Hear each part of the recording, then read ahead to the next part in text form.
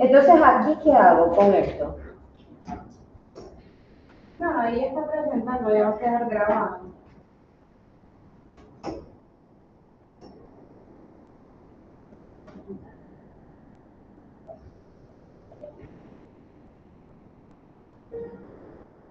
Okay.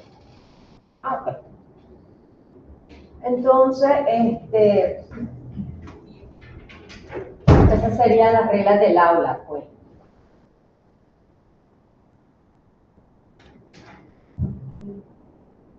Ok.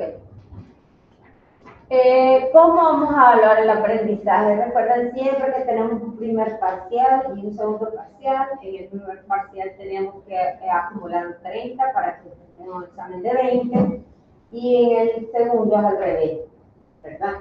Entonces ya más o menos he pensado que es lo que les vamos a poner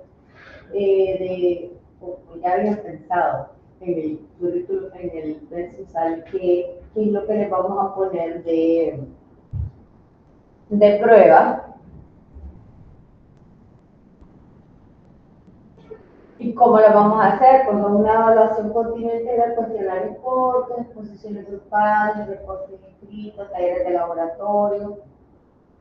Entonces, para que tengamos como un aprendizaje más integral, ¿verdad? Entonces, bueno, por supuesto, hoy no hay ninguna evaluación. Y no le puede hacer ninguna evaluación hasta el 18, que ya tengamos algún tipo de material.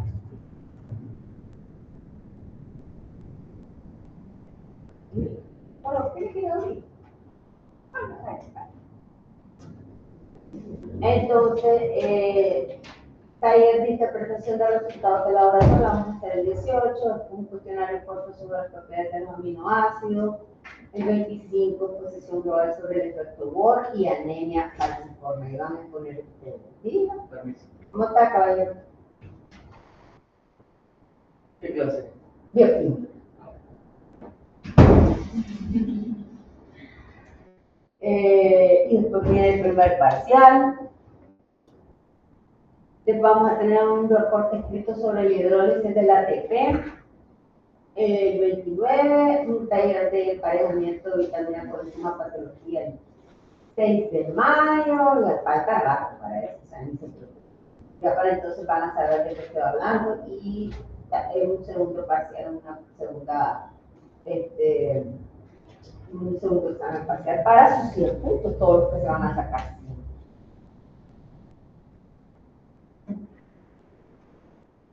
Entonces, en resumen, nadie espero que llegue a esto, pero el cierre, estamos cerrando el curso el 29. ¿Verdad? Ahí tenemos las unidades que vamos a ver en este cuatrimestre. Se las estoy dando, muchachos, porque para que sepamos qué es lo que vamos a ver, no me digan por qué no tenía información de eso. Siempre hago la presentación inicial y todo, ¿verdad? Vamos a hablar de agua, aunque no crean, hay bastante que hablar de agua, aunque no pareciera.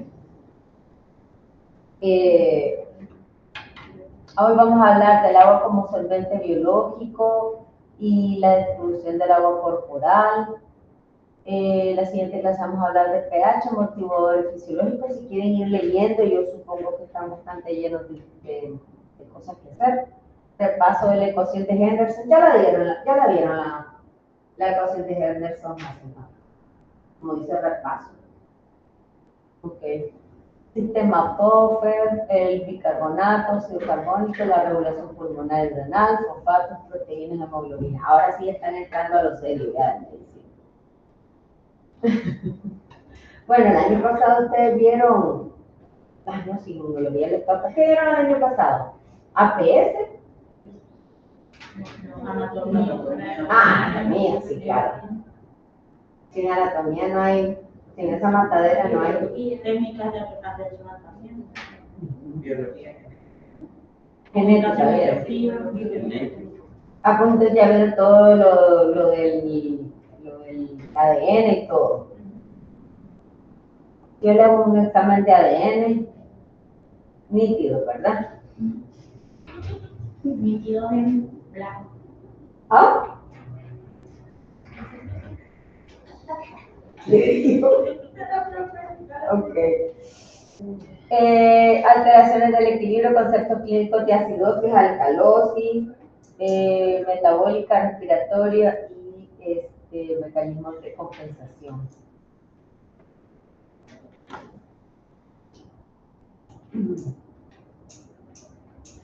Hoy vamos a estudiar lo de las propiedades del agua como solvente biológico y su distribución corporal. Hoy no vamos a empezar con Henderson, Hasselbalch. Sistema buffer, clave para el bicarbonato como regulación rápida, fosfatos, amortiguación intracelular y renal y proteínas. La unidad de proteínas, donde vamos a hablar de todo, enlaces peptídicos, los niveles estructurales de la proteína, las proteínas globulares, hemoglobina, mioglobina y enzimología, todas las enzimas. Arquitectura proteica, modelos, diferentes modelos, inhibición, que las inhibe, energía, bioenergía y vitaminas, carbohidratos y lípidos. Ya hemos visto proteínas, carbohidratos y lípidos, que son todos los macronutrientes, ¿verdad? Tres grupos de macronutrientes son proteínas, lípidos y carbohidratos. Entonces vamos a ver aquí. Luego están los micronutrientes, que son las vitaminas, y los minerales, ¿verdad? Que sí necesitamos para que nos ayuden a hacer las funciones del cuerpo. Como esta es medicina, me puedo dar el gusto de hacer casos clínicos, una cosa más así, para que, como lo otro está mezclado el grupo, entonces no puedo hacer tanto como eso. Entonces vamos a hablar de lípidos, vamos a llegar hasta la interpretación del perfil lipídico para que ustedes vayan sabiendo cómo irles a leer el colesterol y triglicéridos a la gente y sepan ustedes qué hacer para no tenerlo. Y bueno, si vamos a usar libros, a mí me huele a que va a ser un más Gemini, mucha gente. Estos son los libros pues, que tenemos ahí, creo que deben de haber en la biblioteca, ¿verdad?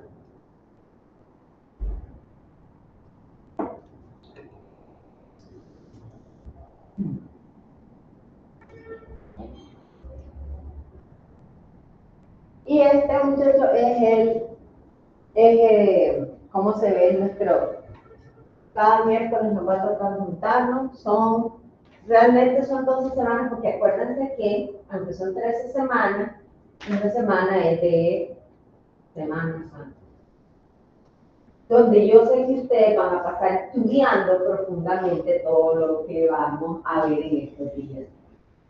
Por lo tanto, después de Semana Santa va a tocar hacer algunas actividades para que ganen sus puntitos ahí. Confío en que van a estar estudiando todas las semanas. Ok, pregunta.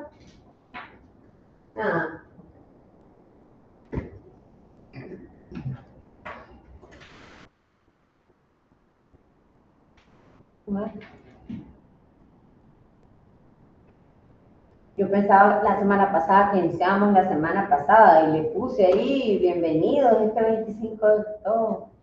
No era ahí la cosa.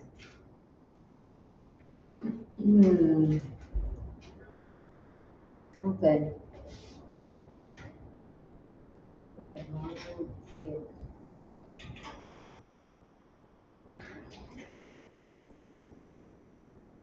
¿A qué horas tienen ustedes el receso? Como a las 1:30. Más o menos. Como a las 2:30. Porque hasta las 4, sí, ok. ¿Y es cuánto tiempo el receso? ¿Son 20 minutos? 20 o 15. A veces nos dan 20 y a veces 15. Hoy como es el primer día, puede ser que le doy 20. Ya después no sé. Ya después quizás sean tener... No, mentira, no. Pero me ayudan, me Yo recuerdo ayudan. que eran 30. ¿Verdad? 40, ¿no?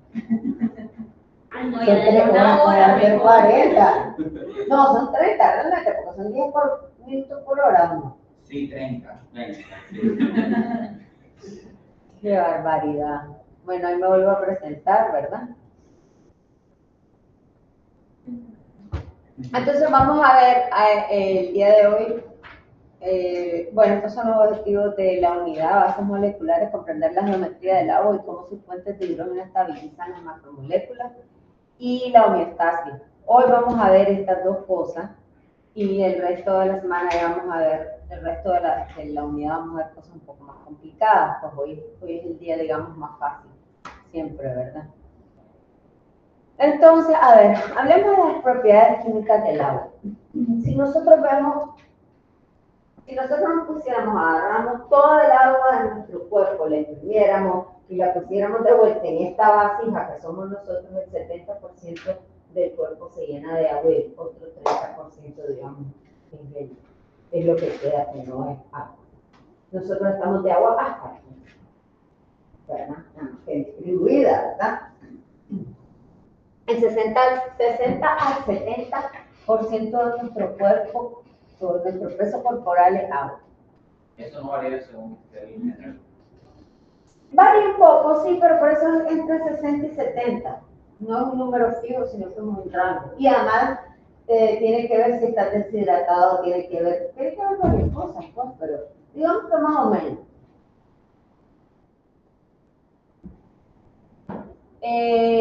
El agua, a ver, por supuesto recuerdan, el agua es el H2O, ¿verdad? Entonces son electrones, son un compuesto polar que tiene dos polos. Tiene un oxígeno que es bastante negativo y tiene dos hidrógenos que son bastante positivos. Aquí lo de los polos opuestos se atraen es exactamente lo que sucede. Aquí el negativo de este con el positivo de este se atraen fuertemente. El oxígeno está en el centro y entre los dos hidrógenos tenemos un ángulo de 104 grados. Es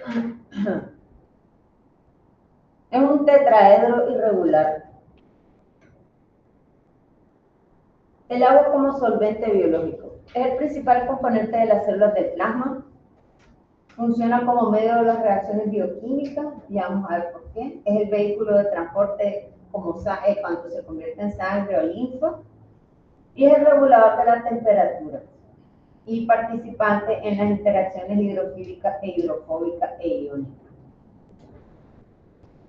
Él determina si algo se va a mezclar o no se va a mezclar, siendo él el solvente universal en el caso de los humanos, ¿verdad?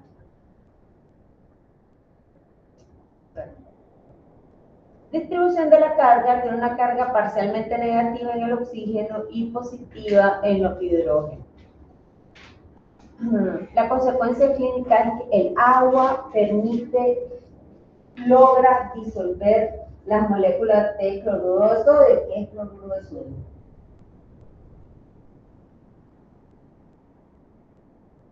Cloruro de sodio. Sal. La sal de mesa es cloruro de sodio. Está compuesto por un sodio y un cloruro. Es decir, un Na, que es el sodio, y un Cl, que es el cloruro. Cloruro de sodio.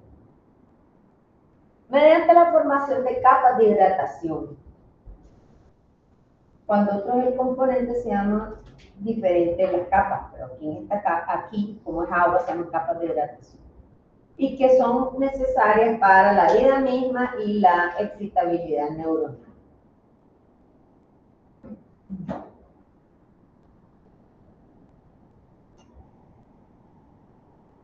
El oxígeno es más negativo que el hidrógeno. Son dos de hidrógeno, pero como están unidos fuertemente, queda el oxígeno en el centro. Pero eso, que haya un oxígeno negativo y dos hidrógenos positivos, genera un dipolo eléctrico. Y esto es lo que les dije de las cargas. esta polaridad permite al agua interactuar fuertemente con iones y moléculas polares. Entonces, los puentes de... ¿Qué es lo que hace esto? Los puentes de hidrógeno, que los vamos a ver más adelante, y las fuerzas eléctricas.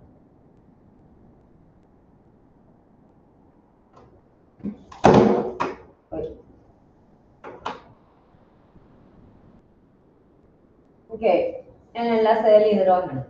La atracción electrostática entre el átomo electronegativo de una molécula y el hidrógeno unido covalentemente a otro átomo electronegativo es el enlace de hidrógeno. Y lo van a ver mejor en un par de láminas que les voy a enseñar un dibujo ahí. Entonces, o digamos es así. Esto. Tenemos los dos oxígenos, estos dos oxígenos, con cada oxígeno con su hidrógeno, y ellos forman un puente aquí. Y un puente también con lo que está alrededor de ellos. Entonces, viendo eso, ellos tienen una cosa que se llama cooperatividad. Y es la formación de un puente de hidrógeno que facilita la formación de otros en la vecindad. El agua líquida es como una red. ¿Saben cómo se tiene que imaginar? Como una red de pesca. O como una malla, que de estas de mallita que uno se pone en las piernas. Porque así se ve como digamos una cosa en el centro que tiene 4 lados donde se puede agarrar. Pero esos, como el agua es que se puede malear, ¿verdad? Si lo ponen en un vaso de una forma, esos se pueden romper, se pueden volver a unir 1000 veces que sea necesario, no importa cuántas veces. Se puede volver a unir y se puede soltar otra vez para que esta tenga la posibilidad de ir y cambiar de forma, ¿verdad? Si no, en el caso del hielo no lo puede hacer. Entonces el agua líquida es una red dinámica constante. Así lo van a presentar como una red. En el hielo, cada molécula forma 4 puentes finos, una red abierta, es menos denso. En el líquido, el promedio es igual en cualquier líquido, en el líquido es de 3.4 puentes y en el sólido, o sea en el hielo, es de 4 puentes. ¿Por qué 3.4? No formar 3.4, que uno quedaron así y uno quedó nada más que se iba a agarrar. No, lo que pasa es que en el sólido se agarran los 4 lados y como está duro, no se tienen que soltar. Pero en el líquido, como se están soltando y volviendo a juntar, en cualquier segundo que ustedes tomen una foto, va a tener 3, a veces los 4 puntos. ¿Me explico? Bueno, si yo no me explico algo, ustedes me dicen y yo busco la forma de... ¿Sí? Entonces, por eso se dice que en cualquier momento el agua tiene 3.4 puentes, o 3.5 puentes.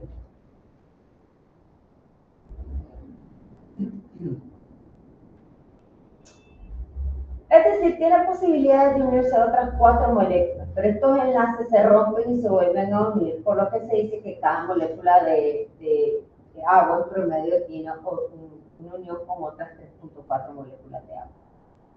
Y esas uniones tienen una vida media de 1 a 20 picosegundos, o sea, un parpadeo.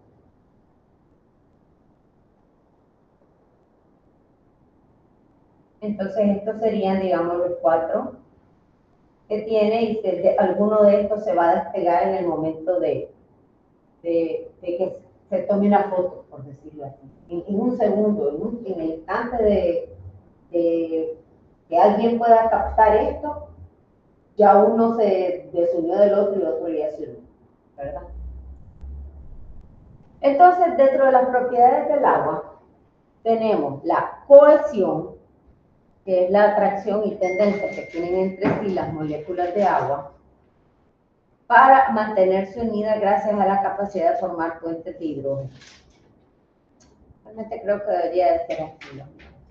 Pero digamos, esta es la forma, la mejor foto que encontré para poder ilustrar lo que quiero decir, ¿verdad?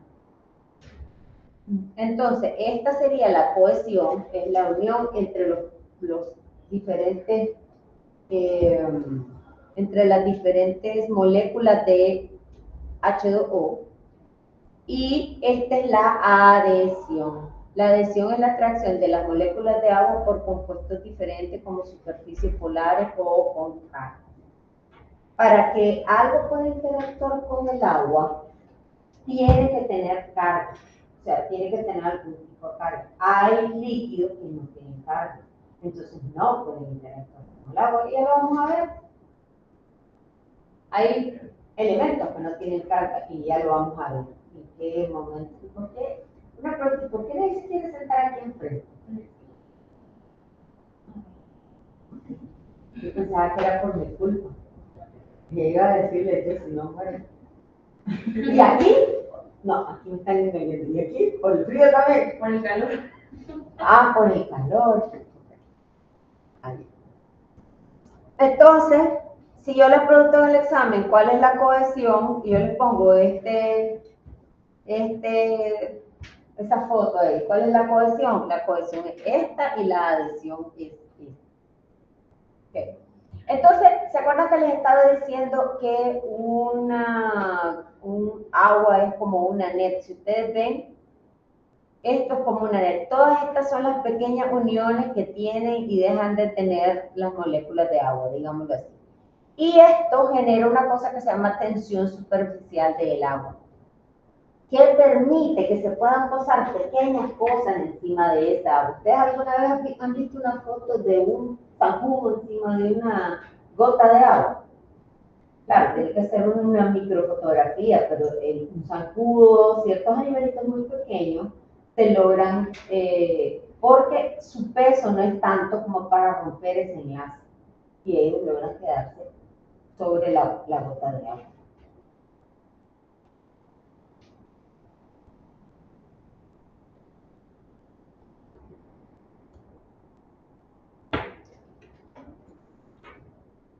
Ok, ¿cómo vamos hasta el momento? ¿Qué podemos decir del agua? Que hace redes, que esas redes las hace a través de cohesión y adhesión. No, cohesión, ajá, pero esa cohesión son unos puentes de qué? ¿Ah? De atracción y tendencia. De atracción entre dos moléculas. ¿Por qué?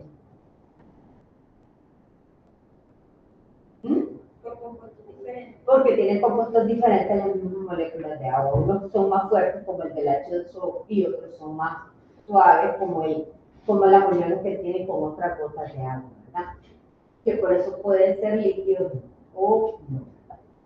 Entonces, el agua tiene una constante dieléctrica alta, a 25 grados centígrados, es decir, es de 78.5, lo cual reduce la fuerza de atracción entre iones opuestos. Es lo que estoy diciendo aquí. Miren, si ustedes ponen una cucharada de sal en un vaso de agua, esta cucharada de sal se logra desintegrar, ¿verdad? Se logran hacer que se mezcle el agua con el sodio. ¿Cómo se logra esto? Una vez que el sodio entra en el agua, los diferentes iones de agua, las moléculas de agua, hacen porque el sodio y el cloro tienen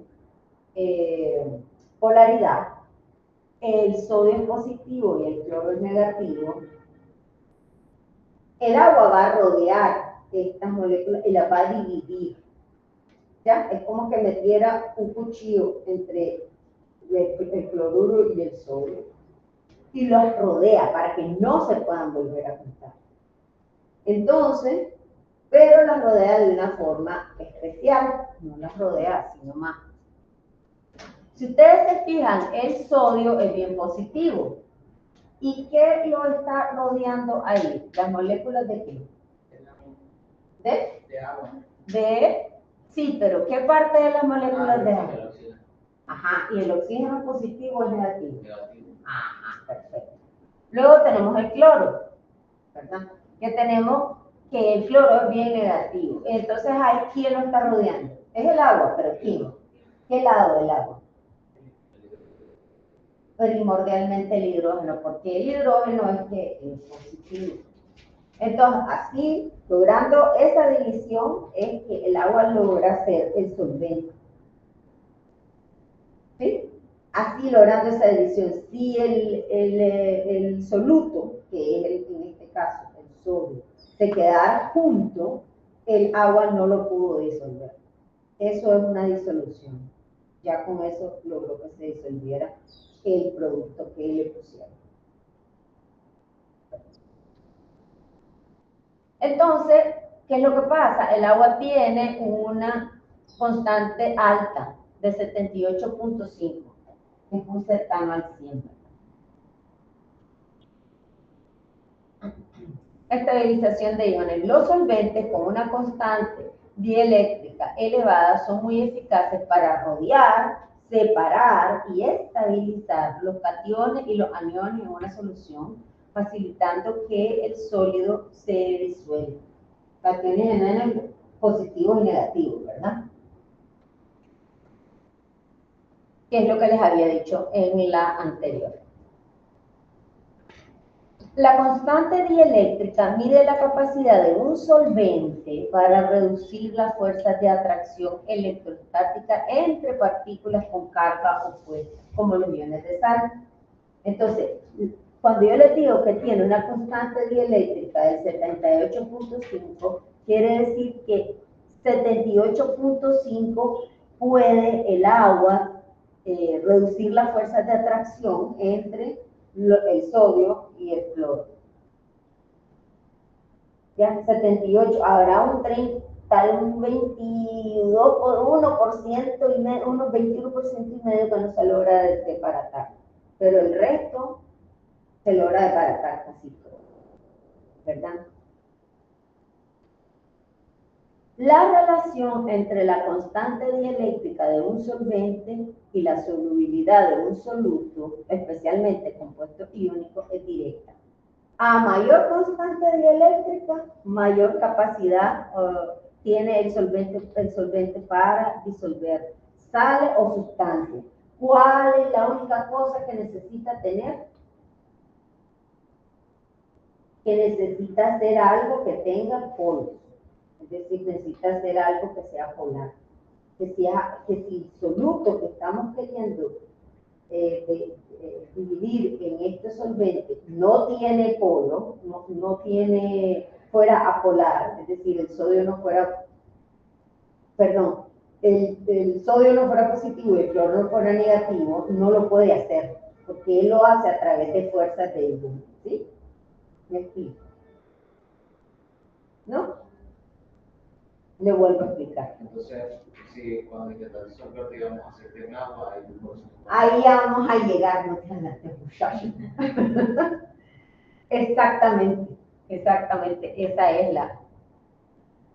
Lo que estoy queriendo decir es que si el sodio no fuera positivo y el cloro no fuera negativo, si no tuvieran polo, o sea, no tuvieran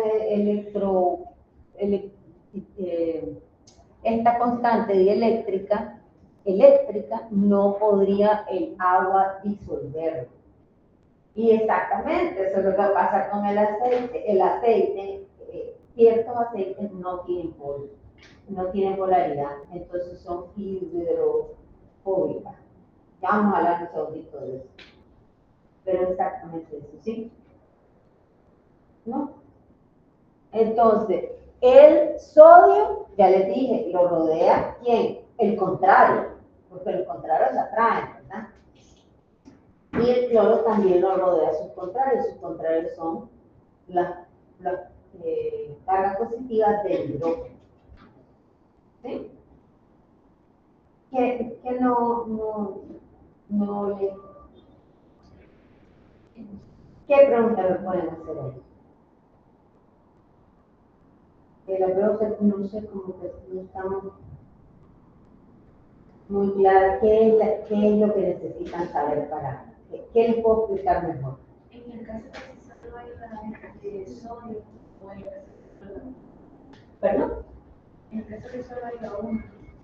En el caso que solo haya uno, este es el que van a rodear. Lo van claro, que si están unidos, generalmente es un sodio y un cloro para poder tener esa cohesión. Si tenemos nada más negativas, probablemente no estén, o si tenemos solo positivas, pero esto sucede cuando tenemos un positivo y un negativo. Se une, y al introducirlo en el agua va, como tiene un positivo y un negativo también, va a rodear a los positivos con los negativos y a los negativos. ¿Ya? Este negativo lo rodean los positivos. Este positivo lo rodean los negativos.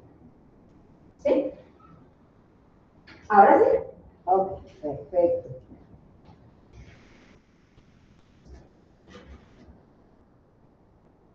Esto ya lo habíamos visto, ¿verdad? Sí, ok. Entonces, polaridad. Generalmente los solventes con altas constantes dieléctricas, como el agua, dieléctricas, no eléctricas, ¿verdad? Son altamente polares, mientras que aquellos con valores bajos suelen no ser polares o poco polares. Si son poco polares, no son buenos solventes.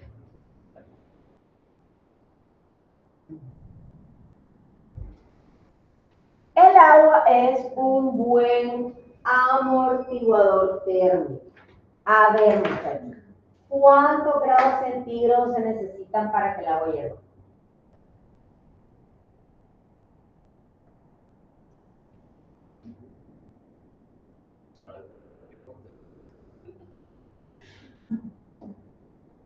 No, minutos. Grados centígrados.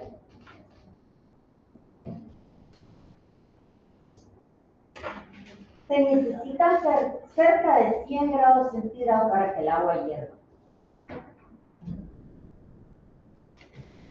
98, bueno, dependiendo de la temperatura, de la altura, de varias cosas, pues, pero hagámoslo, dejémoslo en 100, para que sea más fácil. Se necesitan 100 grados centígrados para que el agua hierva. A ver, la temperatura más alta, digamos, que podemos tener nosotros, ¿cuánto? En la temperatura, si ustedes están con una gran calentura.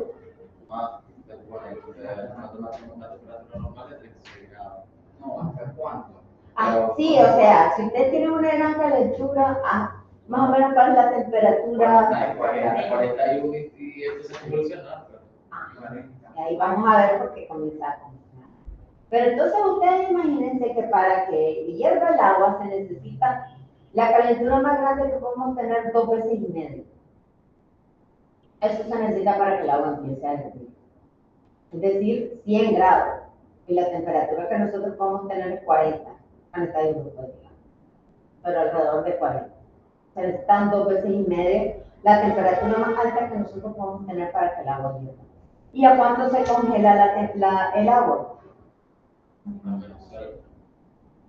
Sí, más o menos en el cero. Exactamente. Entonces, esa es la cantidad.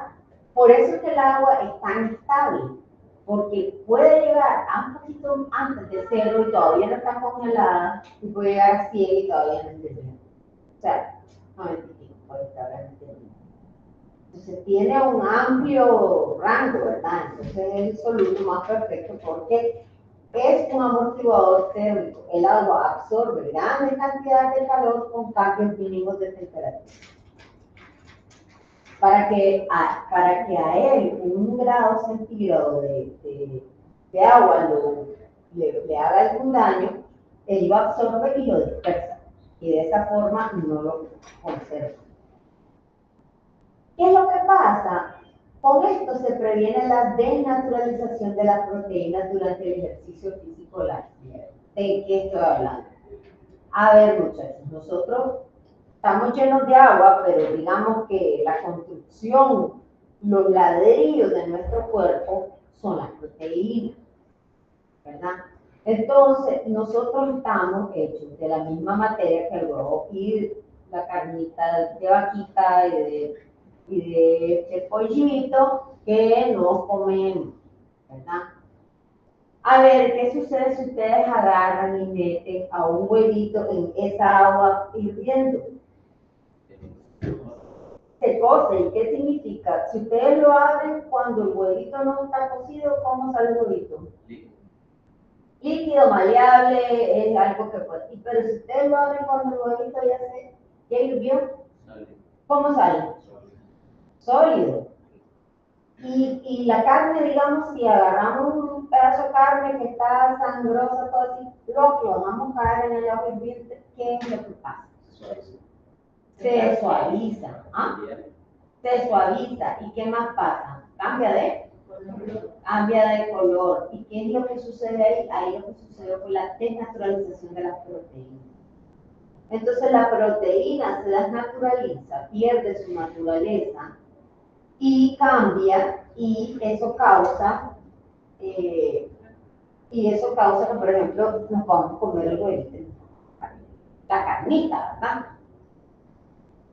Pero si nosotros no tuviéramos el agua como un detente, nosotros hiciéramos ejercicio y nos volvemos carne asada.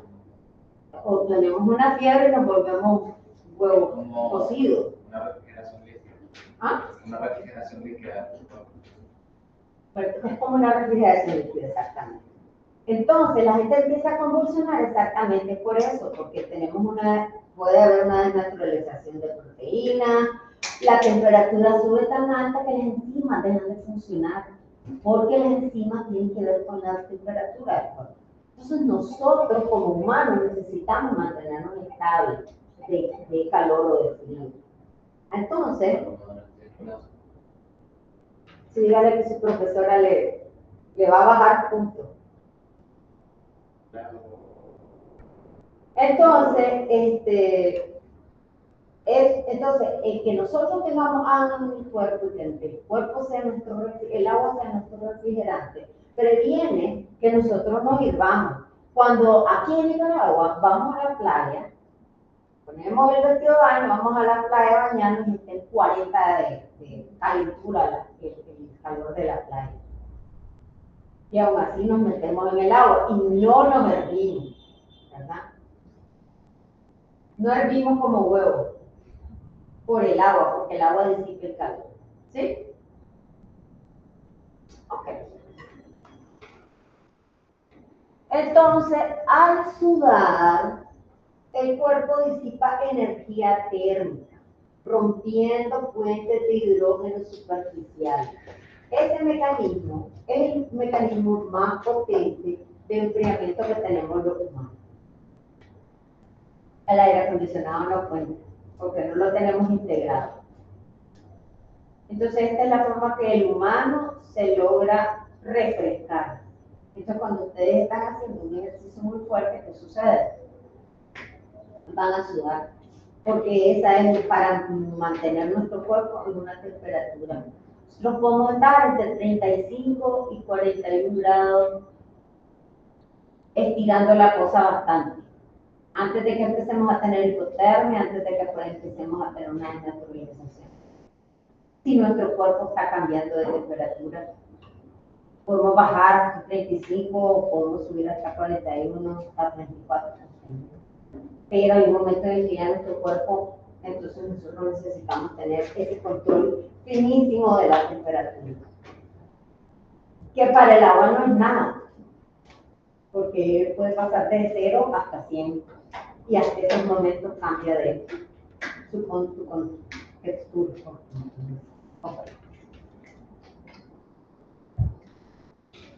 Ok, exactamente lo mismo que vimos para el agua cuando les dije que eran capas de hidratación.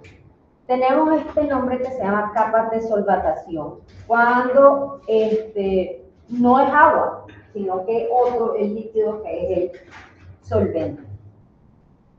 Y sucede exactamente lo mismo cuando hay dos iones de diferentes polaridades, se rodea con un soluto que también tiene diferentes polaridades y Los negativos se rodean de positivos y los positivos se rodean de negativos para poder funcionar como solvente.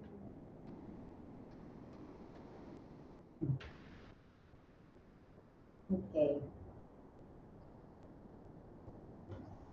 Entonces, como les decía, hay sustancias hidrofílicas y hay sustancias hidrofóbicas. La sustancia hidrofílica, por ejemplo, ¿qué querrá decir hidrofílico? Que repele el agua. No, perdón, que le trae el agua. Que se le trae el agua. Que les gusta el agua, que les gusta el baño, ¿verdad? Entonces, son generalmente sustancias que tienen fosforo. Tienen un polo y pueden reaccionar con el agua, pueden tener una interacción con el agua. La célula. La célula. Sí, digamos sustancias todavía más pequeñas, pues como una glucosa o un aspartato, o sea, cosas chiquitas. Por el otro lado tenemos la hidrofóbica, esa le tiene miedo al agua. Son moléculas, son compuestos apolares, es decir, no tienen polo, no tienen positivo ni negativo, ¿verdad? Insolubles en agua, como hidrocarburos, grasas y aceite. Tienden a ser hidrofóbicos, no por no tener polaridad, o sea, por no tener polaridad, no por una acción en donde los líquidos se atraen, sino más bien una acción de repulsión del agua. El agua es el que no se quiere juntar con el líquido. No es el líquido el que no se quiere juntar con el agua. El líquido, el agua lo repele, lo excluye.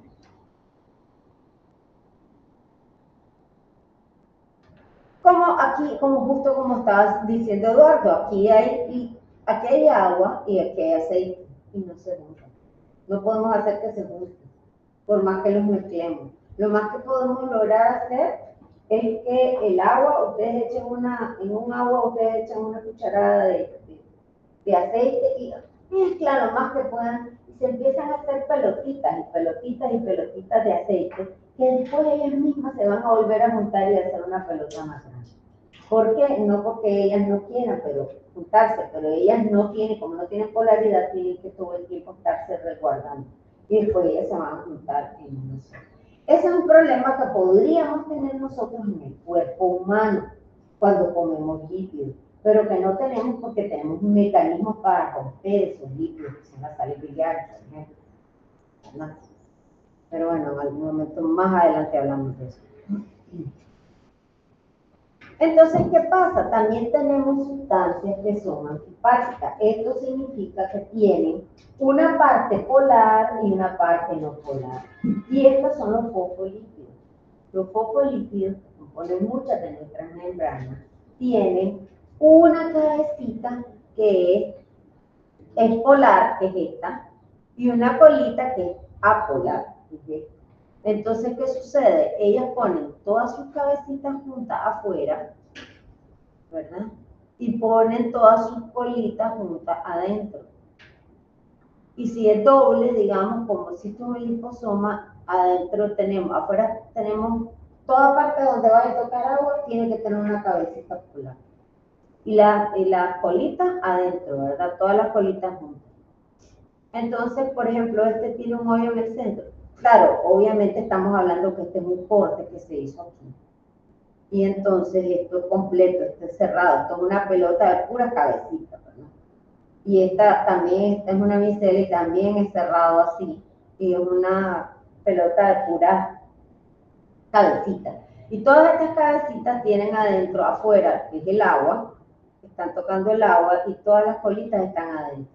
Entonces, si por ejemplo va a haber un agujero aquí en el centro, todas estas cabecitas están en el centro y todas las colitas de esta están para acá y todas las colitas de esta están para acá. O digamos en una membrana, esta es una membrana. En la membrana tenemos todas las cositas afuera y igual todas las colitas adentro. Y obviamente esto como, hagan de cuenta el caso que ahí también es un corte, como no, es como que tengamos un pastel, pues digamos que adentro la torta son las colitas y lo que está afuera, el baño, las cabecitas.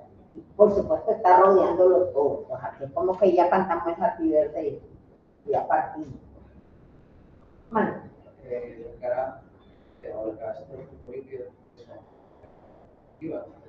Sí, no, es positiva, sí. No sabía que podía hacer eso. ¿Y cómo se devuelve? ¿Viste? Ay, sangre Cristo, ya me entregué más bien. Espera.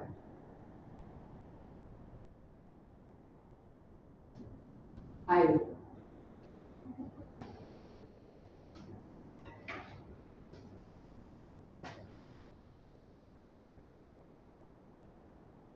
Ok. Entonces, los fosfolípidos en agua forman micelas, liposomas o bicapas lipídicas, que es lo que acabamos de ver. Estos son liposomas, micelas, bicapas, para proteger su cola hidrofóbica. La idea es proteger la parte hidrofóbica, la parte hidrofílica no importa porque se va a acomodar, ¿verdad? Es la base de la formación de las membranas celulares y el transporte de vitaminas liposolubles en micelas biliares. También de toda la grasa que comemos. Todas las capas celulares de todos nuestros celulitas, de todo nuestro cuerpo, tienen esta forma. Y en medio a veces pueden tener como colesterol metido para que les dé un poquito más de flexibilidad, si no sería muy rígido. A ver, muchachos, ¿para qué sirve el colesterol? Hablando de colesterol. Sirve, o sea, si nosotros no tuviéramos colesterol, el colesterol es muy malo. Seguro, porque solo voy a hablar que el colesterol malo, que el colesterol malo. No, el colesterol, muchachos, es malo si está en exceso, obviamente. El colesterol es un solo tipo. No son, bueno, esas son lipoproteínas, que no son además, que no son no existe, es solo un colesterol. Las lipoproteínas lo que son acarreadores del colesterol.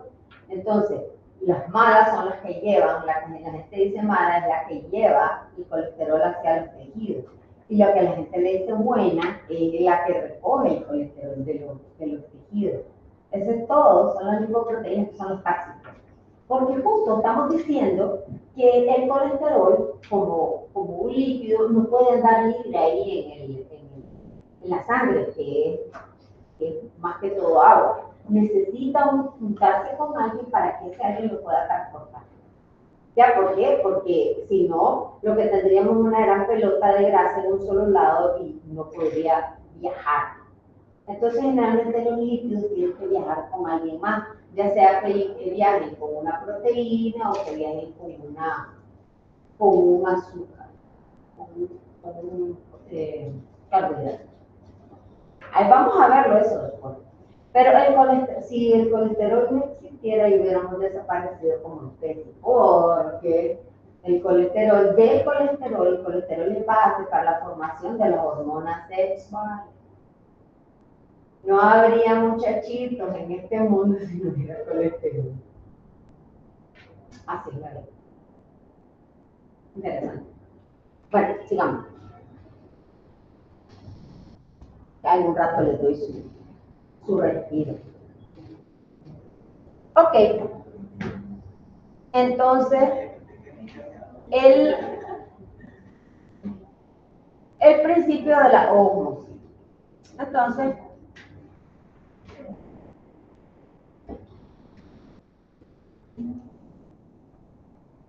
es el movimiento pasivo de agua a través de una membrana semipermeable por diferencias en la presión osmótica. Entonces, ¿qué es lo que sucede? Si ustedes agarran algo que tiene una malla, una membrana que deja pasar el agua, pero que no, es tan finita que deja pasar el agua, pero que no deja pasar nada más. Y ustedes echan un soluto, el solvente es el agua, ¿verdad? Un soluto en diferentes cantidades, aquí, allá echan una cucharada y aquí atrás, aquí 3. El agua va a querer estabilizar la cantidad de agua que hay por soluto. Es decir, que si allá hay una sola cucharada y aquí hay 3 cucharadas, el agua va a tratar de dividirse y dejar 25% donde hay una cucharada y 75% donde hay 3 cucharadas. Para que la cantidad de soluto por solvente sea igual en todos lados. ¿Me explico lo que acabo de decir? Ok. Digamos que tenemos hasta aquí de agua. Me olvido que no lo puedo tocar, lo siento. Ok, supongamos que tenemos hasta aquí de agua, ¿verdad? Y le ponemos una membrana donde solo puede pasar el agua y no puede pasar nada más. No puede pasar, qué sé yo, la sal, ¿verdad? Entonces, aquí le echamos una cucharada de sal y aquí le echamos 3 cucharadas de sal. ¿Cuántas cucharadas de sal fueron? 4. 3 y 1, ¿verdad? Entonces, el agua va a tratar de mantener la misma concentración de soluto por solvente. Entonces, ¿eso sí me explica lo que acabo de decir? Entonces, si aquí hay 3 cucharadas de agua y aquí hay, perdón, de sal, y aquí hay una cucharada de sal, al ver esta diferencia, el agua va a correr para donde está. Va a correr hacia donde está la mayor concentración de soluto. Para que quede igual, aquí quedan un granito de sal por gotita de agua y aquí tiene que quedar un granito de sal por gotita de agua. Pero como aquí hay más sal, aquí tiene que quedar más. Entonces ese es el principio de la hoja. Y por eso cuando mucha sal, suceden muchas cosas cuando consumimos más sal, porque exactamente así como esta membrana semipermeable son los vasos de nuestro cuerpo, son etcétera. Entonces, digamos, comemos mucha sal, absorbemos mucha sal y esa sal va para nuestro sistema vascular. ¿Qué creen ustedes que va a pasar? Vamos a jalar agua. Entonces, por eso sucede la retención de líquido. Y por eso sucede la retención. Tiene otra cosa, pues pueden haber otras cosas, pues digamos que la razón es porque donde hay más soluto y tiende a haber más solvente. Donde hay más sodio hay más agua, donde va el sodio va el agua. Lo va siguiendo para tratar de estabilizar la cantidad ¿se entendió? Bien, me expliqué bien. Perfecto.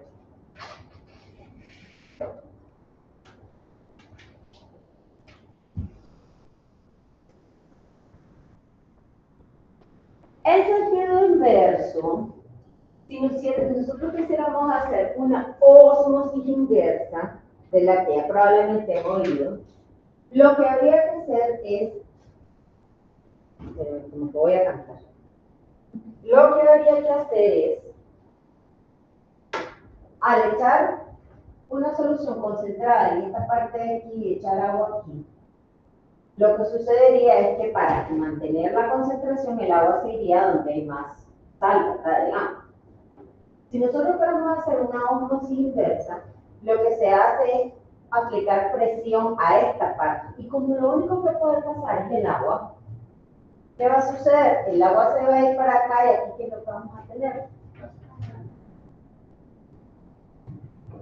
Una solución más concentrada. Esta solución más concentrada, digamos, va a ser pura sal, pero es porque le estamos haciendo una presión ahí. A ver, ¿quién quiere leer?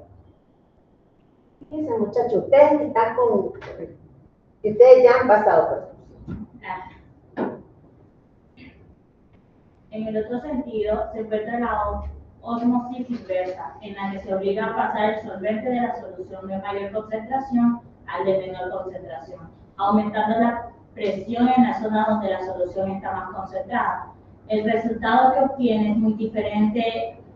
Es una solución muy concentrada y otra más diluida, dependiendo de la presión aplicada. Claro, porque lo único que puede pasar es el agua, acuérdense, y al estar haciendo esa presión, esa agua tiene que agarrar para algún otro lado, no se puede quedar ahí porque no se puede comprimir. No es como que vayas a comprimir el agua se va a ir para algún lado, porque no, se puede romper, pero no se puede comprimir. Okay. Esta presión es la presión osmótica es la presión necesaria para detener el flujo neto de agua a través de la membrana y depende exclusivamente del número de partículas de solución presente o no de su masa o naturaleza química. Entonces, ¿qué es lo que sucede? En nuestro cuerpo nosotros no solo tenemos sal, tenemos un montón de cosas más. Y dependiendo de cómo es el soluto va a jalar más agua o menos agua. Si es menos, pues va a ser, si es más pequeña también. En ese sentido, la presión osmótica, que es la presión osmótica que ejercen las proteínas plasmáticas, especialmente la albúmina, es una fuerza dominante. A diferencia de los electrolitos, las proteínas no atraviesan libremente la mitad del capilar, manteniendo el agua dentro del vaso sanguíneo. Entonces, en nuestras arterias y nuestras venas, nosotros tenemos albúmina, prealbúmina, tenemos proteínas ahí que están funcionando tienen parte de su función que es ser un peso que jale agua. Un soluto, que jale y detenga el agua en nuestras arterias, en nuestras venas, porque si no, de lo contrario, al subir un solvente, un soluto en otro lado, te jalaría el agua y a veces sucede eso en la práctica clínica. ¿Y qué sucedería? No habría suficiente líquido, tendríamos un bajón de presión y si sigue sucediendo, si se sigue saliendo todo ese líquido de nuestras arterias y nuestras venas, pues no hay como siga funcionando el corazón, no hay como nos llegue oxígeno a la célula, doble X, que no murió todo el mundo. Entonces,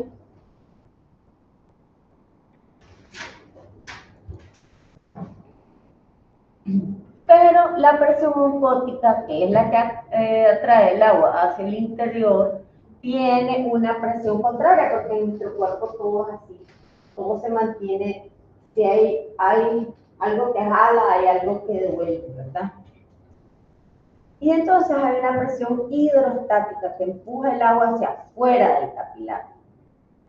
Y como la presión osmótica le trae adentro del celular, el que eso esté modulado, eso esté alineado, que sea igual a las presiones, hace que se mantenga un balance, ¿verdad? Siempre un poquito más arriba, adentro, para que no se salga el agua, ¿verdad? Pero de esa misma manera, si hay una filtración, hay una reabsorción del agua. Entonces, esa es parte del baile. Entonces luego tenemos la tonicidad. A ver, caballero. La tonicidad es la capacidad de un medio de cambiar el volumen de la célula al modificar su contenido de agua. La capacidad de una solución extracelular para promover el flujo del agua por ósmosis, ya sea hacia afuera o dentro de la célula. Entonces tenemos tres estadios, o el isotónico, o el hipertónico, o el hipotónico, ¿verdad? Vamos a ver cuáles son esos estadios. El isotónico, a ver. Isotónico, concentración igual. El agua entra y sale al mismo ritmo, manteniendo la célula estable. Entonces ustedes pueden ver aquí 5 pelotitas y aquí hay 5 pelotitas, entonces el agua entra y sale, pero entra y sale se mantiene, ¿verdad? Ok. Después, siguiente, por favor. Hipertónico. Mayor concentración de soluto, el agua sale de la célula provocando que sea eco. Entonces, aquí podemos ver el siguiente paso, que es este, ¿verdad? Entonces, aquí hay 3 granitos y ahí hay un montón de granitos. ¿Qué sucede? El agua se sale de la célula. Pero un segundito, son. ¿Qué es esta? Esta que está aquí. Y es lo que le sucede, digamos, a las pasas, digamos. Que cuando uno deshidrata la fruta, pierden el agua, no por el mismo medio, porque ese es otro medio, por calor, pero para darles una idea, queda así, sobre el cascaroncito. ¿Por qué? Porque se le salió todo el agua, y lo que queda nada más es el borde de las proteínas y eso, pero no queda líquido casi adentro, ¿verdad? Entonces, eso sucede con la deshidratación.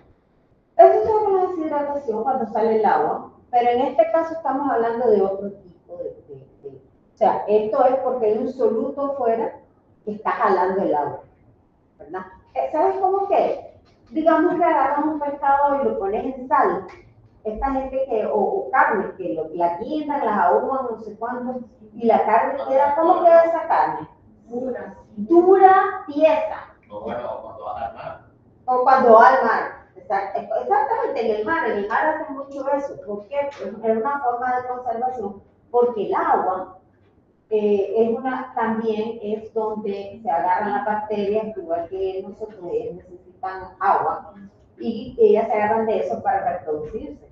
Entonces, la gente lo que hacía era desecar la comida, la carne y esto, salarla y desecarla, para poderla mantener más tiempo sin cocinar, cuando todavía no había refrigeradoras en nuestro arsenal, ¿verdad? Entonces, eso es ahora una más. Tónico, menor concentración de soluto. El agua entra expandiendo o rompiendo la célula, lo que la puede lisar. Bueno, perdón. Expandiendo y rompiendo la célula, o sea que la lisa, pues, entre paréntesis, no le voy a tener que cambiar. Lo puse redundante. Pero entonces, aquí hay 4 granitos afuera y hay un montón adentro. Y como el soluto jala el agua, es el solvente. ¿Qué sucede? ¿Qué se imaginan ustedes que pasa ahí?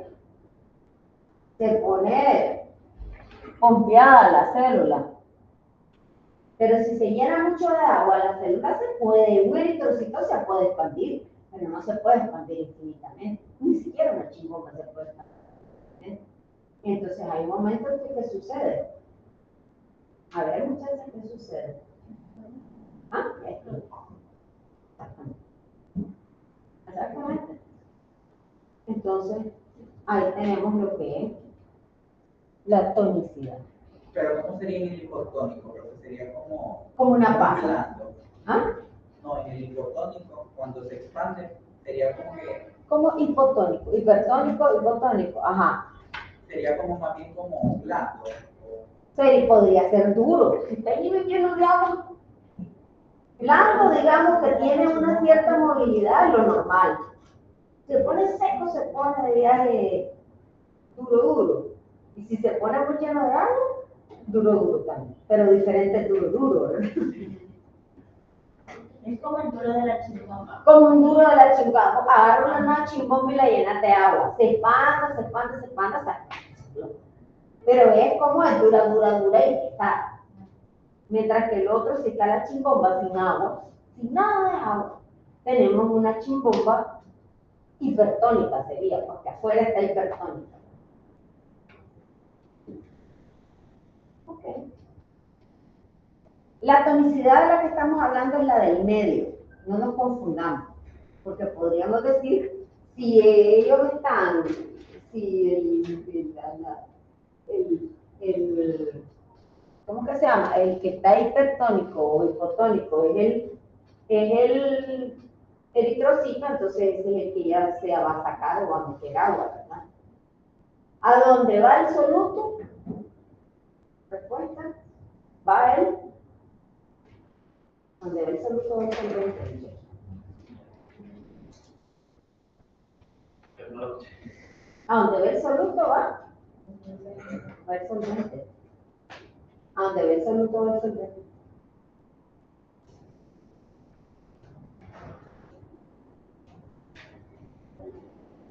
¿Cuál es el solvente? El agua. A donde va el soluto va el solvente. Haciendo una comparación de lo que es de cada uno de los tres, sería que el isotónico es como que el agua esté igual. Ajá, exactamente. Como que en esa botella de agua hay en medio hay ahí una barrera, una membrana que solo deja pasar el agua, no deja pasar nada. Entonces, si hay igual de concentración a los lados, a un lado y al otro, está isotónico. Isotónico. Sí. Si hay más afuera de la célula, más concentración, perdón, afuera de la célula, hay menos concentración dentro de la célula, ¿a dónde va el solvente? ¿A dónde va el agua? ¿A dónde va el solvente? ¿Ah? ¿A dónde va el soluto? ¿Dónde está el soluto? Ahí va el solvente.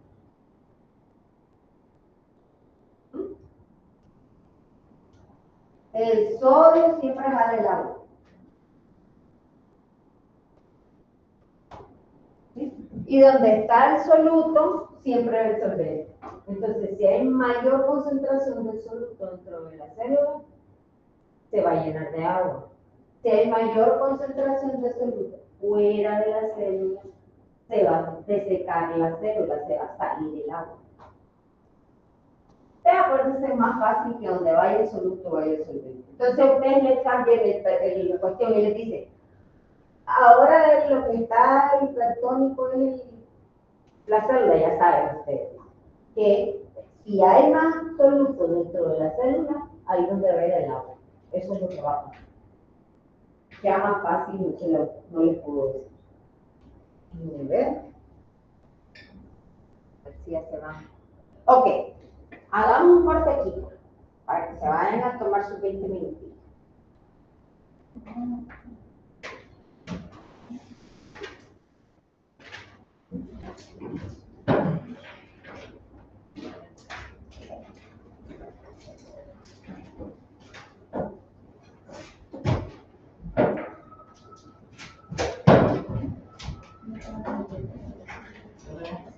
A las 4, bueno, un cuarto para las 3, bueno, un cuarto para las 3.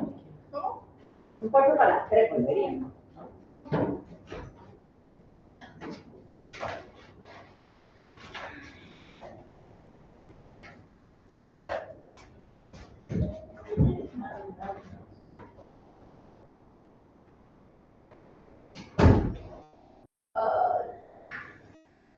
Está bonita esta aula. Así esta era la clase original, eran los cuartos de la clase original. Un cuarto que está especial, este cuarto para dormir. Así es mi cuarto de grande, por eso les digo. Cuando estoy viendo la casa de mi abuela, enorme, como un apartamento y cuestión.